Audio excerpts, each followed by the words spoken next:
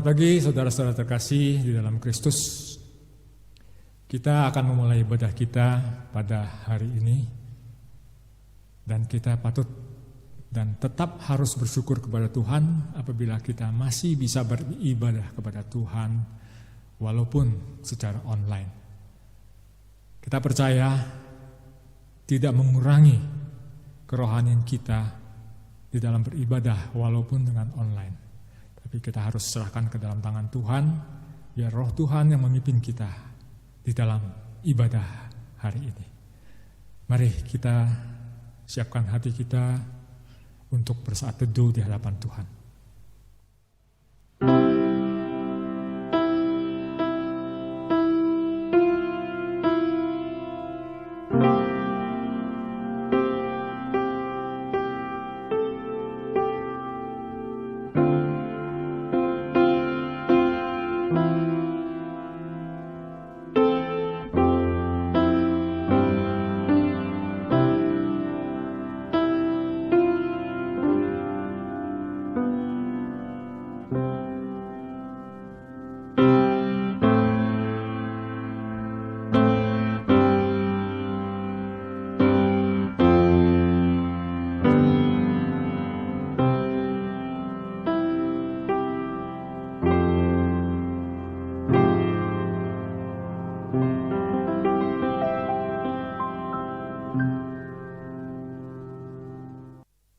Mari semua jemaat kita bangkit berdiri. Kita akan memulai ibadah online kita pada pagi hari ini. Ibadah online ini dimulai dengan satu pengakuan bahwa pertolongan kita dalam nama Tuhan yang menjadikan langit dan bumi dan beserta dengan segala isinya. Berkat dan anugerahnya kiranya berkenan turun ke atas diri kita masing-masing. Amin. Mari saudara-saudaraku, kita akan menaikkan puji-pujian bagi Tuhan. Biar kiranya semangat kita tetap terpelihara, mulia.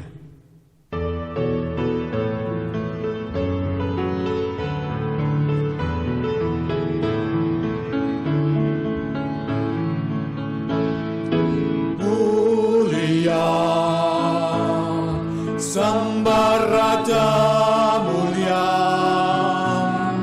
bagi Yesus, segala hormat sembah puji.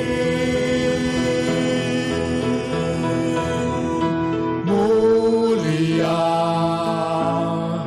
Tuhan Maha Kuasa, dari surga terdengarlah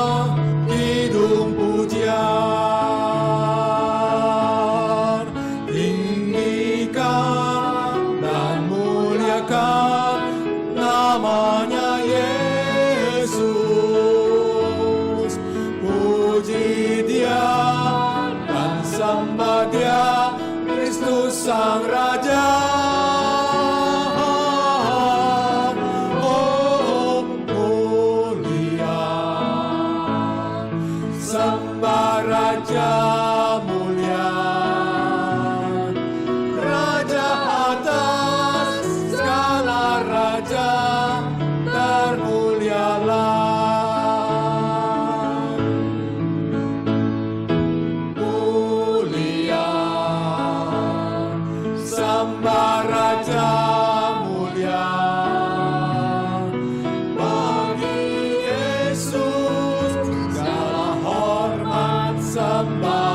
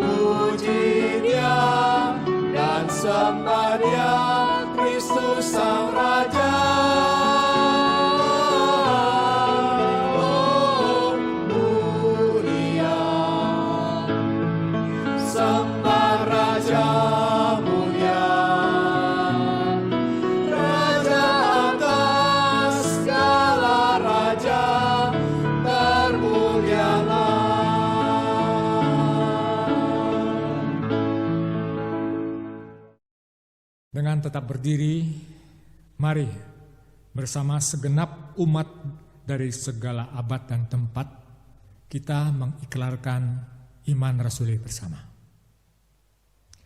Pengakuan iman rasuli.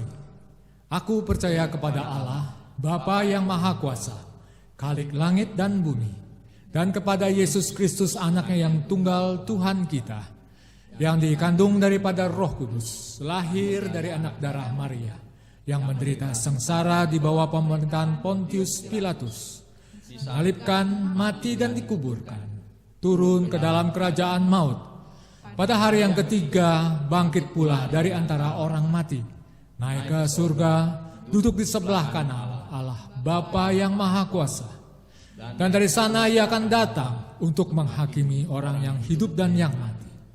Aku percaya kepada Roh Kudus, gereja yang kudus dan am, persekutuan orang kudus, pengampunan dosa, kebangkitan tubuh dan hidup yang kekal.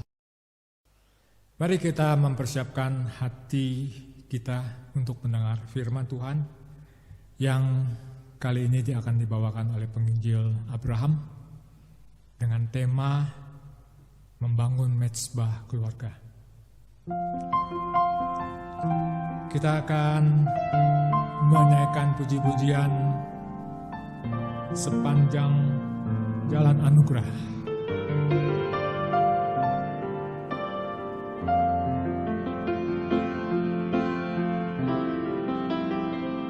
Sing.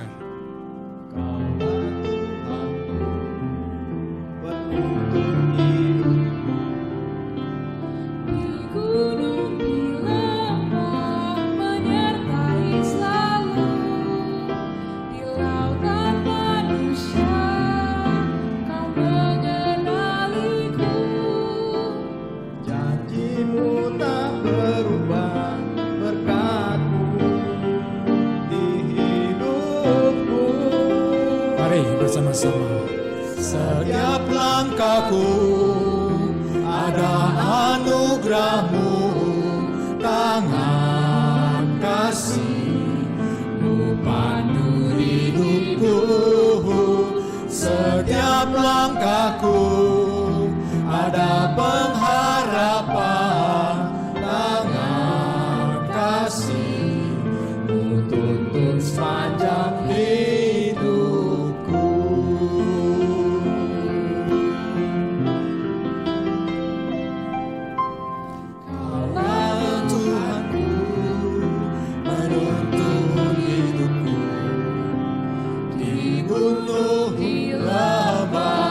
Menyertai selalu di lautan manusia, Kau mengenaliku. Janji-Mu tak berubah, berkat-Mu di hidupku. Setiap langkahku ada anugerah-Mu,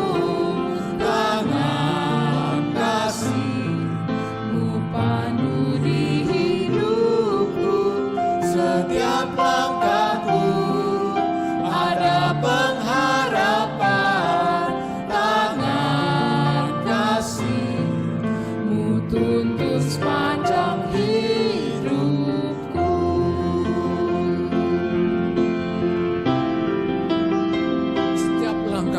Setiap langkahku ada anugerah-Mu, tangan kasih-Mu pandu di hidupku. Setiap langkahku ada pengharapan, tangan kasih-Mu tuntun sepanjang hidupku. Tangan kasih-Mu tuntun sepanjang hidupku.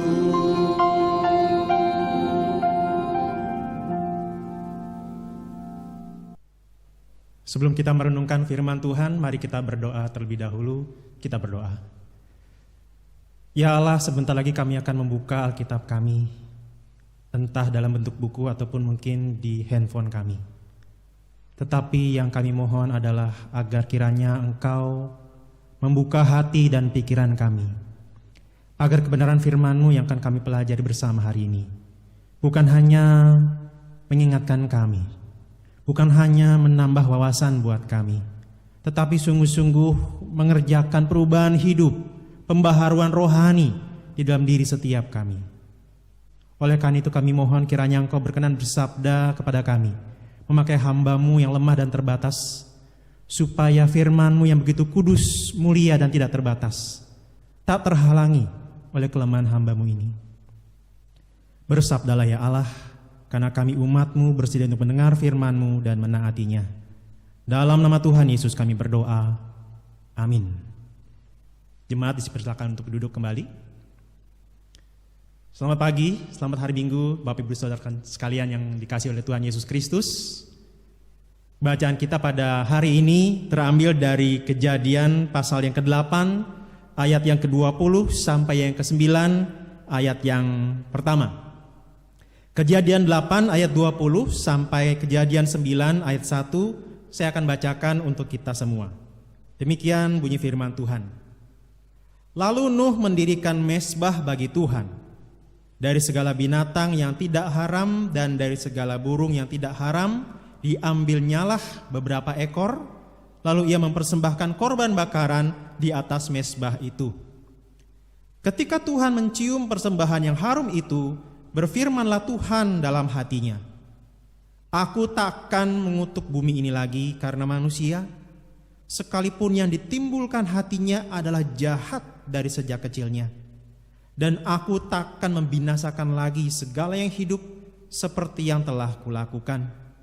Selama bumi masih ada, takkan berhenti-henti musim menabur dan menuai, dingin dan panas, kemarau dan hujan, siang dan malam. Lalu Allah memberkati Nuh dan anak-anaknya serta berfirman kepada mereka, beranak cuculah dan bertambah banyaklah serta penuhilah bumi. Demikian pembacaan firman Tuhan. Bapak Ibu terkasih, saya hendak mengawali khotbah saya renungan pada hari ini dengan mengajukan pertanyaan. Satu saja pertanyaan untuk kita semua, dan saya hanya memberikan waktu 2 detik untuk saudara menjawabnya. Kenapa hanya 2 detik? Karena saya harap jawaban yang muncul pertama kali itu adalah jawaban yang spontan. Dan biasanya jawaban yang spontan adalah jawaban yang jujur. Tidak ada rekayasa, jawaban yang apa adanya. Apakah saudara siap? Baik, saya akan bacakan pertanyaannya. Apa permasalahan yang paling besar di dalam rumah tangga saudara? Jawaban yang pertama kali muncul di dalam pikiran saudara itu adalah jawaban yang paling jujur yang keluar dari hati saudara. Nah, ini yang menarik, bahwa berbicara tentang permasalahan di dalam rumah tangga, saya mencoba mencari tahu di beberapa media, ada beberapa sumber yang saya dapat, dan setelah saya coba banding-bandingkan, rata-rata kisaran sekitar 10 permasalahan inilah yang menjadi masalah di dalam sebuah rumah tangga. Nah, yang pertama menjadi masalah utama adalah keuangan. Permasalahan dalam keuangan terjadi khususnya ketika sang suami dianggap berpenghasilan kecil, tidak mampu mencukupi kebutuhan sehari-hari keluarga, sehingga akhirnya istri menjadi emosi dan bahkan tidak patuh terhadap suami. Atau yang kedua, permasalahan kedua adalah ketidakhadiran anak. Ketika sepasang kekasih menikah, beberapa waktu kemudian biasanya akan ditanya, udah isi belum? Isi nasi pasti, tapi isi janin belum tentu. Sehingga akhirnya apa? Pertanyaan seperti itulah yang seringkali membayangi pasangan-pasangan yang ternyata bertahun-tahun menikah belum punya anak. Ketika ada tekanan sosial yang terjadi, suami istri mulai konflik. Ini salah kamu, kamu kurang subur dan seterusnya. Atau mungkin permasalahan yang ketiga adalah perselingkuhan. Perselingkuhan adanya wanita lain, pria lain, mungkin itu ditemukan atau bertemu di kantor dan seterusnya, tempat kerja. Akhirnya menjadi masalah yang besar di dalam sebuah rumah tangga. Dan kadang-kadang mungkin masalah ini dipicu menurut narasumber yang saya dapatkan dari hal-hal ini karena kebutuhan ranjang yang tak terpuaskan atau kondisi keuangan sehingga akhirnya terjadi perselingkuhan. Yang keempat, kehidupan seksual. Soal seks memang menjadi hal yang penting bagi pasangan suami istri. Jika salah satu pihak tidak terpenuhi kepuasan seksnya, bisa memicu pertengkaran bahkan perselingkuhan, yaitu masalah yang tadi disebutkan di awal. Yang kelima, istri yang kurang terampil dalam mengurus rumah tangga. Jadi ternyata ini pun bisa menjadi masalah ketika misalnya istri kurang bisa masak, nggak mau nyuci, susah nyetrika, pakaian itu seperti hamcoy ya, keluar dari lemari lecak-lecak semua. Suami mau kerja, kesal dengan baju yang kusut. Atau yang keenam, masalahnya adalah mertua yang turut campur. Jadi kehadiran orang tua atau mertua dalam rumah tangga kadang-kadang bisa menjadi masalah, apalagi ketika mertua terlalu banyak komentar, banyak menegur, mengkritisi. Kok kamu istrinya kayak begini sih? Atau kamu jadi istri begini dong, masaknya begini. Akhirnya apa? Ributlah. Dan biasanya yang seringkali konflik adalah antara ibu dengan menantu perempuan. Biasanya itu ya, kaum perempuan yang seringkali konflik. Yang ketujuh, komunikasi. Kesibukan masing-masing bisa jadi menyebabkan komunikasi terhambat, kesibukan pekerjaan dan seterusnya. Akhirnya mereka jarang komunikasi dan akhirnya ketika komunikasi mulai renggang, relasi pun mulai ikut renggang juga. Yang kedelapan, perbedaan. Perbedaan dalam artian di sini beda latar belakang, beda sifat, beda kebiasaan, beda kepribadian bisa menjadi masalah. Bahkan perbedaan kebiasaan mengeluarkan odol dari tempatnya pun bisa jadi masalah. Yang satu pengen langsung dari tengah-tengah dipencet odolnya, yang satu harus dari bawah dulu perlahan-lahan, itu pun bisa menjadi sebuah masalah. Atau yang kesembilan, perbedaan pandangan. Cara pandang dari suami dengan istri yang berbeda tentang uang, tentang anak, tentang mobil dan seterusnya bisa jadi masalah juga. Dan yang terakhir yaitu pendidikan. Perbedaan pendidikan bisa menjadi pemicu kesalahpahaman, mungkin karena yang satu berpendidikan tinggi, yang satu tidak, sehingga komunikasi bisa terhambat, cara memandang sesuatu hal pun bisa berbeda. Nah, dari 10 masalah-masalah yang ada ini, yang mana yang menjadi masalah rumah tangga saudara? Pertanyaannya, sebenarnya apa yang menjadi permasalahan utama dalam sebuah rumah tangga? Ketika ada seorang pria menikah dengan seorang wanita yang biasanya mungkin juga nanti akan mendapatkan anak.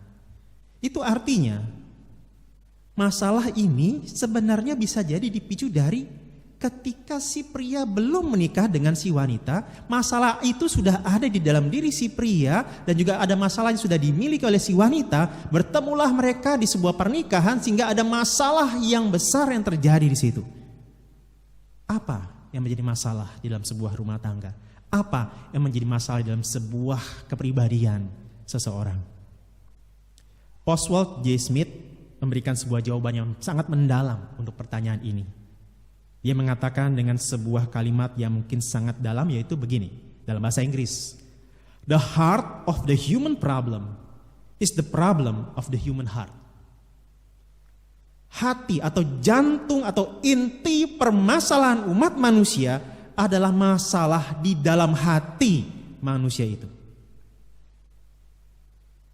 Pertanyaan berikutnya, apa memang yang menjadi masalah yang terjadi di dalam hati manusia? Nah, teks kita hari ini di ayat yang ke-21 di situ dikatakan bahwa, saya bacakan, aku takkan mengutuk bumi ini lagi karena manusia, sekalipun yang ditimbulkan hatinya adalah jahat dari sejak kecilnya. Jadi permasalahan yang dimiliki oleh manusia, termasuk yang dimiliki oleh sebuah rumah tangga, terlepas dari 10 hal yang sudah saya sebutkan, yang paling utama adalah ini. Hati yang jahat dari sejak kecilnya.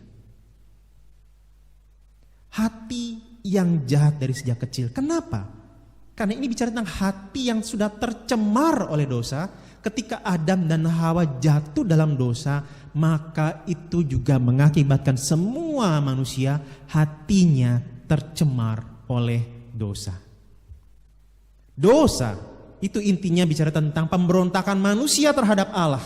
Dosa bicara tentang keinginan manusia untuk menyingkirkan Allah, bahkan kemudian menjadikan diri sendiri sebagai Allah. Dosa juga yang membuat banyak keluarga berusaha untuk menyingkirkan Allah dari rumah tangga mereka. Allah gak perlu urusi keuangan saya, pekerjaan saya, cara saya mengambil keputusan, cara saya membesarkan anak. Allah gak usah ikut campur. Tetapi nanti begitu ada masalah dalam keuangan saya, cara saya mendidik anak, cara saya menjalankan pekerjaan, ayo Allah tolong saya. Setelah masalah selesai, Allah silakan pergi kembali. Inilah hati yang jahat karena dosa. Menyingkirkan Allah dari hati dan rumah tangganya. Nah, saudara, kalau tema kita pada hari ini berbicara tentang membangun mesbah keluarga, berapa banyak di antara saudara yang menjawab pertanyaan tadi saya di awal? Permasalahan utama dalam rumah tangga saya adalah tidak ada mesbah keluarga. Berapa banyak dari saudara berkata, itu masalah saya. Saya tidak ada, kami tidak punya mesbah keluarga. Apakah saudara salah satu yang menjawab seperti itu?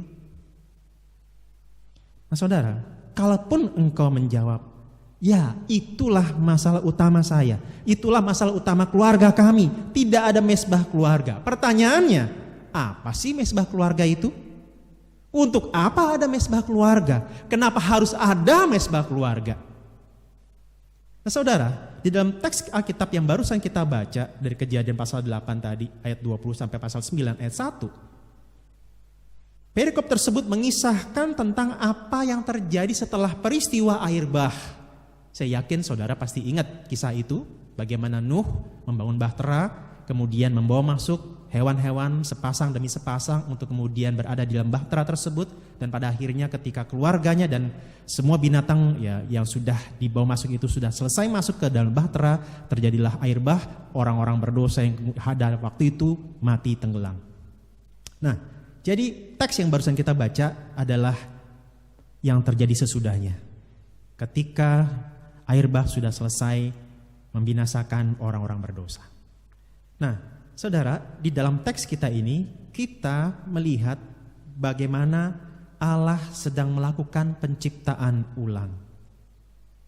Kalau saudara masih ingat Kejadian pasal 1 ketika di awal dikisahkan roh Allah melayang-layang di atas permukaan air.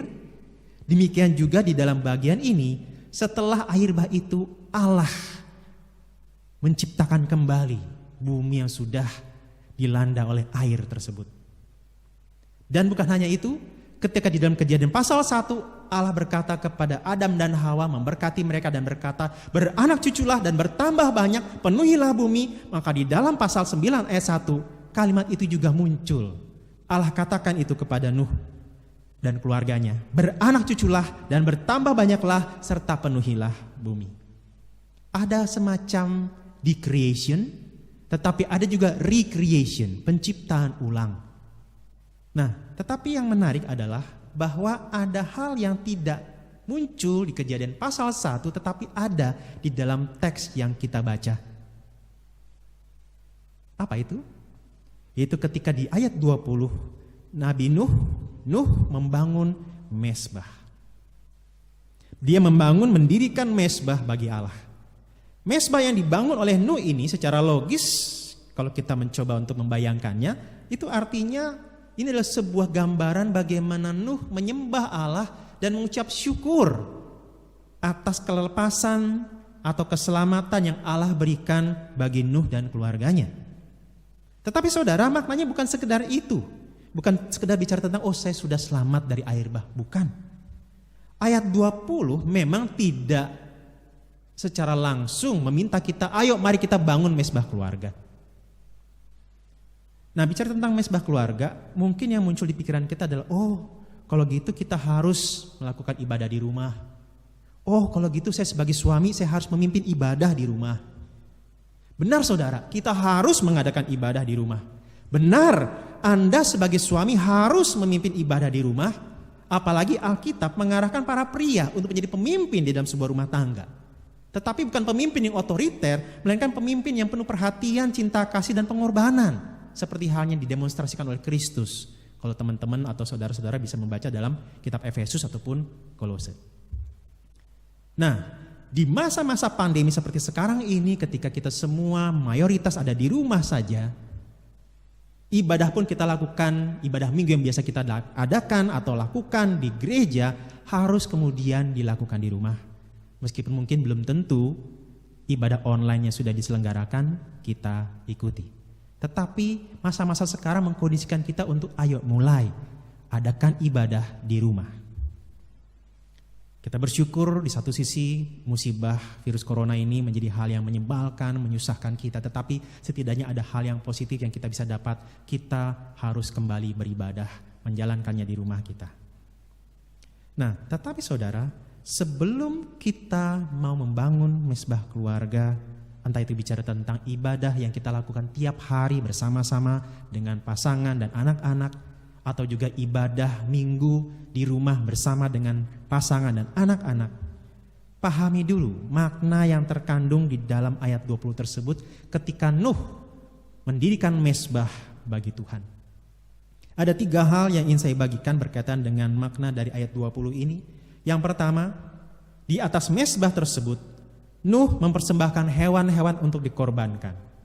Nah, setelah itu di dalam ayat yang sama dituliskan dan juga ayat 21 dituliskan bahwa Allah mencium persembahan yang harum itu. Ketika dikatakan Allah mencium persembahan yang harum itu, artinya Allah berkenan atas korban yang diberikan. Allah menerimanya, Allah disukakan. Nah, hal yang menarik lainnya adalah bahwa begini, arti nama Nuh adalah dalam bahasa Inggris rest atau istirahat atau tenang atau reda. Jadi melalui ayat 20 ini ketika Nuh mendirikan mesbah bagi Tuhan, itu hendak mengatakan bahwa murka Allah atas dosa sudah reda. Mesbah menggambarkan redanya murka Allah, mesbah menggambarkan adanya pengampunan atas dosa. Mesbah menggambarkan adanya anugerah, mesbah menggambarkan adanya kesempatan kedua bagi manusia untuk bisa kembali menjalani hidupnya. Nah, saudara, inilah pemahamannya. Bicara tentang mesbah, bicara tentang pengampunan, kesempatan, dan anugerah. Hal yang kedua yang ingin saya bagikan adalah dari sudut pandang siapa penulis teks ini. Kitab Kejadian sampai Ulangan, banyak sarjana Alkitab meyakini bahwa Nabi Musa yang menuliskannya. Memang Musa tidak hadir ketika Allah menciptakan langit dan bumi, tetapi kemungkinan besar Musa diberikan pewahyuan ketika di masa-masa pengembaraan orang Israel di padang gurun, khususnya ketika Musa harus naik ke Gunung Sinai selama 40 hari 40 malam. Ada kemungkinan Allah menyampaikan kalimat-kalimat ini untuk Musa catat, kita tidak tahu. Tetapi intinya para sarjana Alkitab meyakini Musa yang menuliskan kitab Kejadian sampai Ulangan. Demikian juga teks yang barusan kita baca. Nah, kalau memang Musa yang menuliskan teks ini, pertanyaan berikutnya, siapa pembaca, pendengar mula-mula kisah ini? Jawabannya adalah orang-orang Israel yang dipimpin oleh Musa keluar dari Mesir menuju tanah perjanjian. Nah, kalau gitu apa maknanya buat mereka? Maknanya adalah begini. Sebagaimana Nuh keluar dari tanda kutip keranjang atau bahtera, kemudian diselamatkan dari air. Nah, ini yang menarik. Musa ketika dia masih bayi diletakkan di sebuah keranjang untuk kemudian nanti diselamatkan atau diangkat dari air sungai Nil. Dan yang menariknya lagi, ketika orang Israel dibebaskan dari Mesir, mereka melintasi air laut Teberau yang terbelah 2. Jadi ada sebuah pesan yang hendak disampaikan. Sebagaimana Allah telah menyelamatkan Nuh dari air, demikian juga Allah menyelamatkan Musa yang masih bayi itu dari air. Demikian juga Allah menyelamatkan Israel dari Mesir melalui air. untuk masuk kepada tanah perjanjian. Allah bukan hanya mencipta ulang, tetapi Allah menebus orang Israel dari perbudakan di Mesir. Jadi bicara tentang apa yang Nuh lakukan di sini, ini bicara tentang ada sebuah rencana agung Allah yang Allah hendak kerjakan kembali atas hidup baik umat Israel dan juga umat manusia. Ketika di dalam teks kita Allah berkata, beranak cuculah dan bertambah banyak. Pertanyaannya, mengapa kalimat ini tidak diberikan kepada binatang? Jawabannya, tanpa harus diperintah, binatang-binatang pasti akan berkembang biak, beranak cucu, bertambah banyak. Pertanyaan berikutnya, apakah kalau begitu manusia tidak punya kemampuan untuk beranak cucu, bertambah banyak, berkembang biak? Kalau kita sepakat bahwa ya manusia punya kemampuan untuk beranak cucu, bertambah banyak, punya anak, kenapa harus diperintahkan lagi oleh Allah? Seolah-olah apa gunanya sebuah perintah ketika kita bisa melakukannya tanpa harus diperintah? Jawabannya adalah ayat tadi bukan hanya untuk ayo kamu setiap keluarga harus punya anak. Bukan. Ini bukan sekedar kita harus punya anak, entah laki atau perempuan, banyak atau sedikit, bukan. Ini bukan sekedar creating human. Ini bicara tentang creating humanity. Bukan sekedar menciptakan atau menghasilkan anak, tetapi menghasilkan sebuah peradaban. Peradaban dari umat manusia yang telah ditebus Tuhan. Ini bicara tentang hidup manusia yang sudah diperbarui. Bukan lagi hidup yang diperbudak oleh dosa. Nah jadi saudara, dalam hal ini ketika kita hendak membangun sebuah mesbah keluarga, ini bukan sekedar kita meluangkan waktu 10-15 menit sehari beribadah bersama dengan pasangan dan anak-anak tiap hari. Itu memang harus. Tetapi ini bicara tentang mesbah keluarga adalah ibadah yang dilakukan oleh sebuah keluarga bahkan di dalam keseharian mereka. Sehingga ibadah bukan hanya ketika ada 5, 10, 15 menit sehari kita beribadah bersama-sama. Tetapi ibadah bicara tentang hidup rumah tangga kita, itu adalah ibadah kepada Allah. Nah oleh karena itu mari kita coba refleksikan di dalam keseharian kita khususnya di masa-masa pandemi ini. Apakah kita berani berkata, keseharian kami di masa-masa pandemi ini adalah ibadah kepada Tuhan? Atau jangan-jangan keseharian di masa-masa pandemi ini menjadi waktu-waktu di mana kita hidup mengumbar dosa? Bukan ini mesbah keluarga. Kita mengadakan ibadah bersama 5-10 menit sehari, itu harus. Itu sebagai sebuah momentum, itu sebagai sebuah pengingat, itu sebagai sebuah simbol bahwa kami adalah keluarga yang beribadah kepada Allah setiap hari dengan keseluruhan hari yang kami miliki. Sehingga kalau engkau berkata kami adalah keluarga yang beribadah kepada Allah, pertanyaannya, tunjukkan dalam sebuah simbol. Tandailah dengan luangkan waktu 5-10-15 menit sehari beribadah bersama-sama dengan pasangan dan juga anak-anak. Nah, tetapi saudara memang tidak mudah dan itu juga menjadi pergumulan saya sebenarnya. Bukan berarti bahwa ketika saya menjadi seorang hamba Tuhan, maka keluarga kami pasti akan rajin beribadah, belum tentu juga. Saya juga punya tantangan tersendiri ketika mengadakan ibadah keluarga tiap-tiap pagi. Apalagi ketika waktu itu anak saya masih sangat kecil, diajak nyanyi, kemudian mendengarkan firman Tuhan, kadang-kadang tidak mudah. Konsentrasi anak kecil kadang-kadang mudah sekali untuk teralihkan. Sehingga kadang-kadang apa yang harus dilakukan, saya harus lebih kreatif. Sehingga ada mainan-mainan anak saya, Lego-Lego anak saya, Lego-Lego superhero ya, Avenger, Justice League dan seterusnya. Akhirnya saya pakai itu sebagai semacam simulasi. Misalnya ketika kami ibadah saat teduh dari kisah Yusuf, maka yaudah Yusuf punya 10 kakak, saya ambillah 10 mainan dia untuk kemudian jadi simulasinya, diajak berbicara. Akhirnya saya ganti semua namanya. Dari awalnya Kapten Amerika jadi Ruben, dari awalnya Spider-Man jadi Simeon dan seterusnya. Sehingga akhirnya anak saya bilang, lagi dong. Akhirnya apa? Waduh, rencana cuma 15 menit, jadinya tambah lagi. Tambah lagi perikopnya, tambah lagi perikopnya. Tapi ya saya harap biarlah itu membekas buat anak saya dan menjadi berkat buat kami sekeluarga. Kendala yang lain saudara adalah begini. Kadang-kadang ketika saya mau saat teduh bersama dengan keluarga pagi-pagi, istri dan anak belum tentu juga bangun pagi bersama dengan saya. Awal-awal saya tunggu mereka bangun. Tetapi kadang-kadang ketika saya harus mulai beraktivitas, melakukan berbagai hal, pekerjaan dan seterusnya, apa iya saya harus tunggu mereka? Sehingga lama-lama saya saat teduh ibadah sendiri. Sampai satu kali ketika istri saya tanya, udah saat teduh? Ke saya bilang udah. Istri saya bilang, kok gak ngajak-ngajak sih? Masa ke surganya cuma sendirian? Nah, saudara, itu satu teguran buat saya. Iya ya, kenapa ibadah saya jadi ibadah yang egois? Harusnya saya menyelenggarakan sebuah ibadah di mana kami sama-sama beribadah kepada Tuhan, membawa istri dan anak menghadap Tuhan, mensyukuri Dia, menikmati Dia, memuliakan Dia. Jadi saudara, ini memang tidak mudah. Apalagi ketika misalnya kita merasa ada berbagai hal yang harus kita kerjakan, berbagai prioritas yang harus kita jalankan. Membangun mesbah keluarga, mengadakan ibadah yang mungkin durasi 5-10-15 menit sehari bisa menjadi satu hal yang membebani.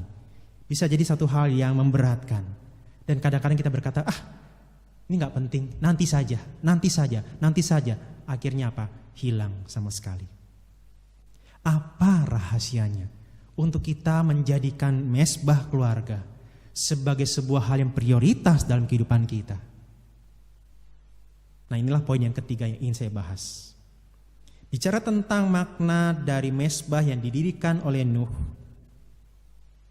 Di situ dituliskan bagaimana Nuh mempersembahkan korban di atas mesbah bagi Tuhan. Apa yang dilakukan Nuh menjadi gambaran dari apa yang nantinya umat Israel lakukan, yaitu mereka akan mempersembahkan korban pendamaian. Ada pendamaian dalam relasi.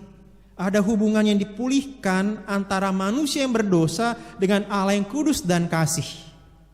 Nah, untuk ada pendamaian harus ada korban. Untuk orang bisa berdamai dengan sesamanya ini tidak mudah. Ketika ada konflik harus ada korban. Harus ada yang berkorban. Kadang-kadang harus ada pihak yang lain yang menjadi penengah. Untuk menengahi masalah yang ada di antara dua pihak, orang yang hendak menengahi harus berkorban. Harus berjerih lelah. Untuk manusia yang berdosa bisa berdamai dengan Allah, harus ada korban.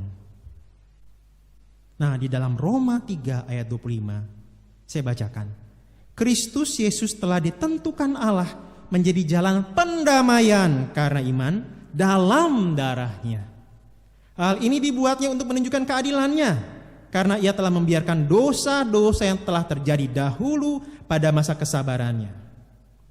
Nah, jadi saudara, bicara tentang mesbah, bicara tentang pendamaian, bicara tentang pengorbanan. Apakah saudara menghayati bahwa agar dosamu diampuni oleh Allah, ada korban yang harus diberikan, ada darah yang harus dicurahkan, ada pribadi yang harus berkorban untuk saudara dan saya? Mungkin sedikit orang yang mau berkorban untuk Anda. Tetapi melalui firman Tuhan hari ini, ada pribadi yang mau dan bahkan telah melakukannya buat saudara. Pribadi ini adalah Tuhan Anda. Pribadi ini adalah Allah Anda. Pribadi ini adalah pencipta Anda, pemilik Anda. Dialah pribadi yang selama ini engkau hindari, engkau singkirkan dalam rumah tanggamu.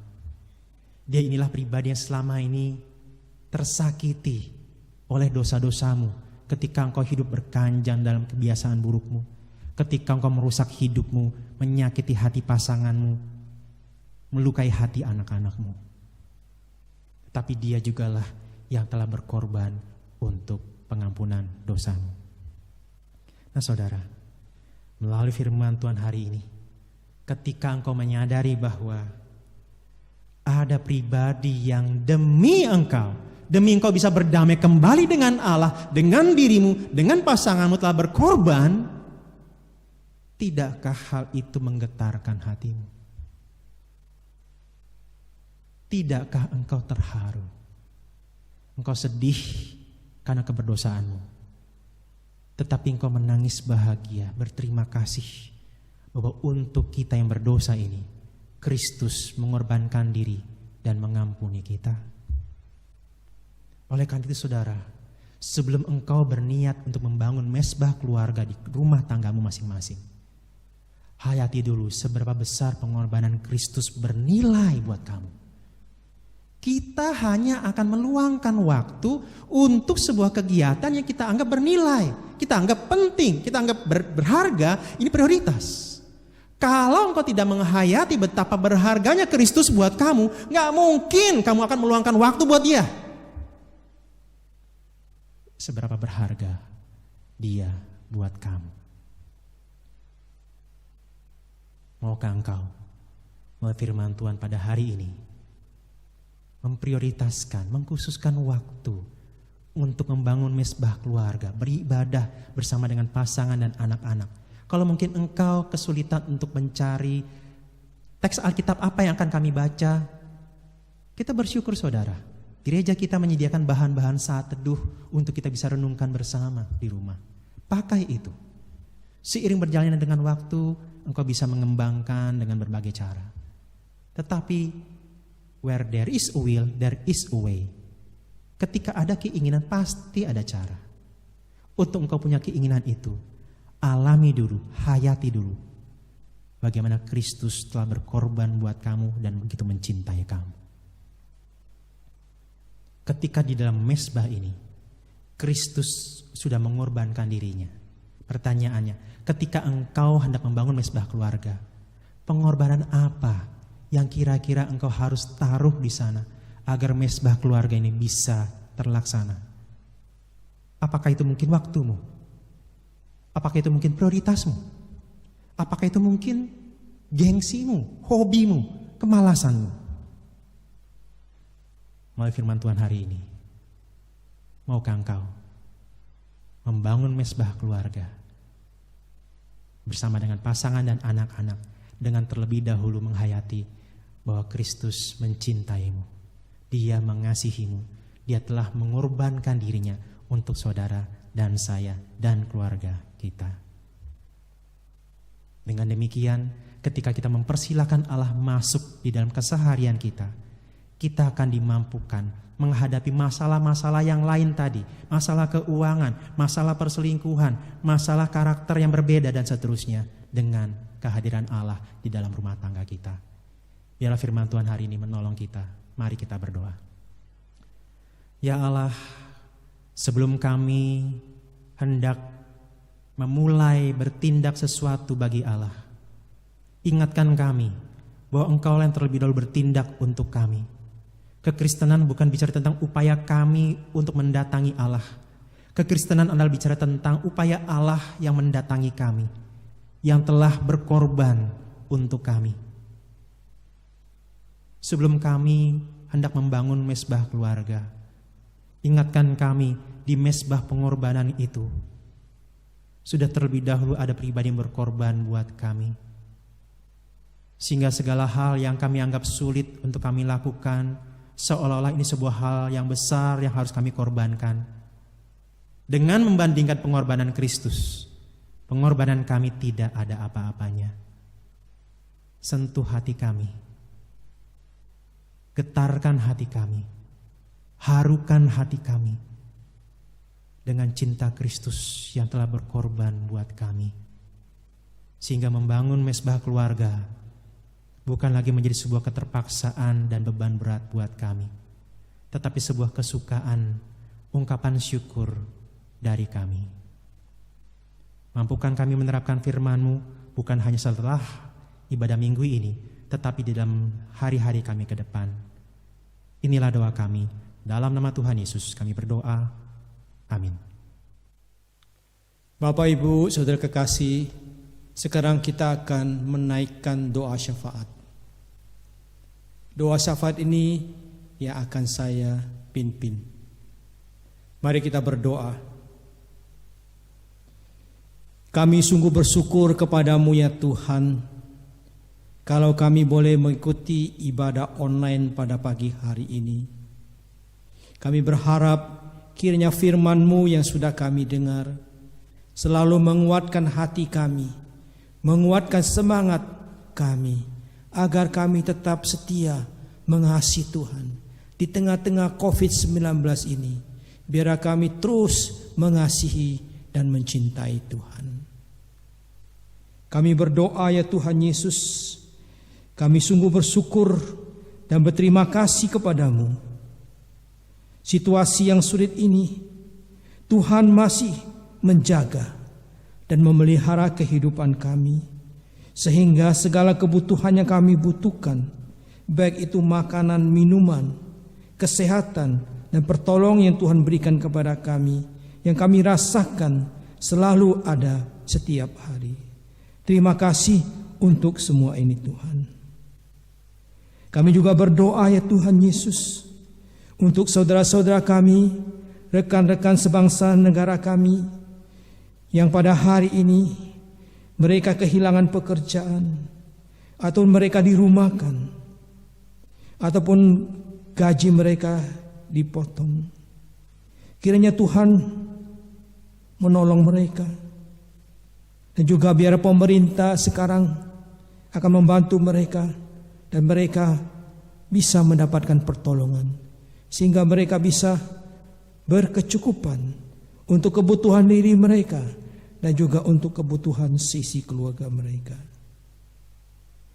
Kami berdoa ya Tuhan Yesus, di tengah-tengah mewabahnya COVID-19 ini, tolong kepada kami Tuhan, jagalah agar iman kami, agar kasih kami, agar cinta kami, semangat kami kepadamu tidak goyah, tidak luntur, tetapi tetap teguh, tetap tidak tergoyahkan. Tuhan, tolonglah kepada kami. Kami percaya Tuhan, badai ini akan berlalu. Tapi Tuhan tolong kepada kami, supaya kami bisa mengatasi, bisa Tuhan kuat menghadapi semua badai ini. Kami percaya hanya dengan pertolongan-Mu, hanya dengan belas kasihan-Mu, hanya dengan bantuan yang Tuhan berikan kepada kami, kami bisa menghadapi semua ini.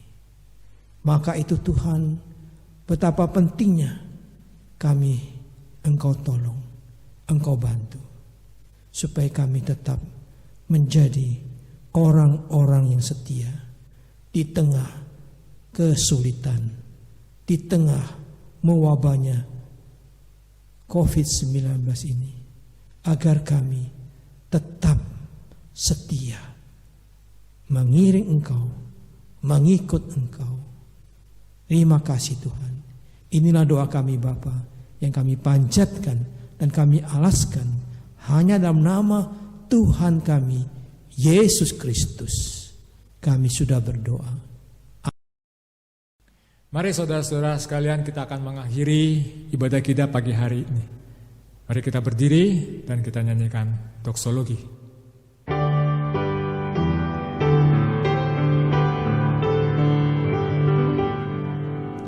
Puji Allah Bapa Putra, puji Allah Roh Kudus, ketiganya yang esa.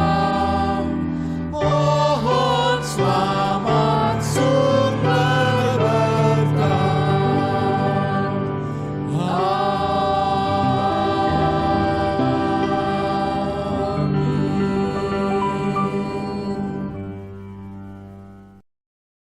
Jemaat yang kekasih, mari sekarang kita arahkan seluruh hati, jiwa, roh kita kepada Tuhan.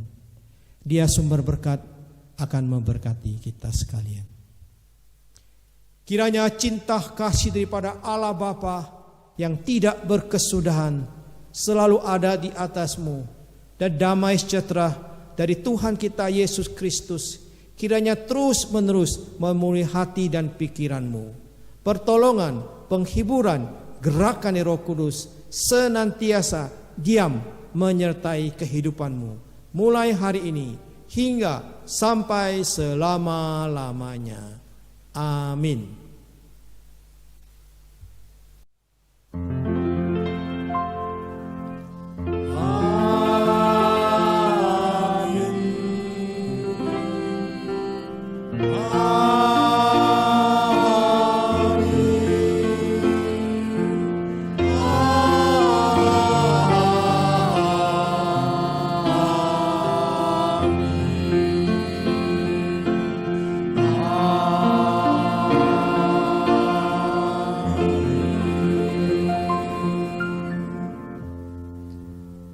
Saat teduh, kebaktian kita selesai.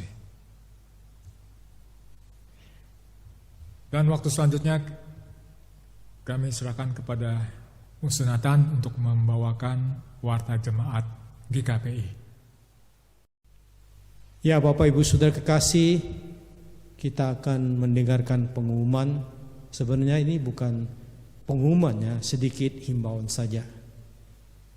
Ada beberapa himbauan yang perlu mungkin kita taati dan kita jalin bersama. Pertama saudara, sebagai warga negara yang baik, sebagai warga gereja, biarlah kita tetap mentaati aturan yang sudah dikeluarkan oleh pemerintah ya, dengan menjalani PSBB ini bersama-sama. Mari kita bersatu bersama, ya, bergandeng tangan, memerangi COVID-19 ini.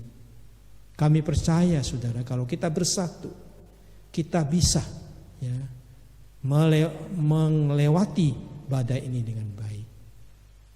Itu himbauan kami pertama.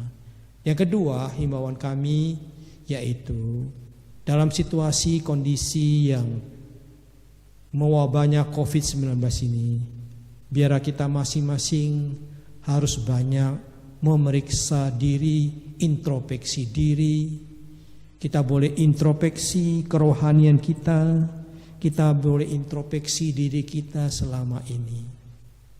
Apakah dalam situasi yang demikian membuat kita lebih harus mencari Tuhan? Dalam situasi demikian biar membuat kita lebih banyak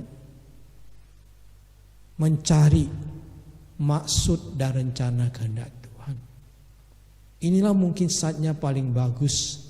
Saat demikian kita lebih banyak membaca firman Tuhan, lebih banyak berdoa, dan lebih banyak bersama keluarga saling mengasihi, saling menopang, saling membantu, dan juga kita boleh menjadi teladan sebagai kepala keluarga, sebagai ibu rumah tangga, dan sebagai anak, biar kita bisa menjalankan fungsi kita dengan baik.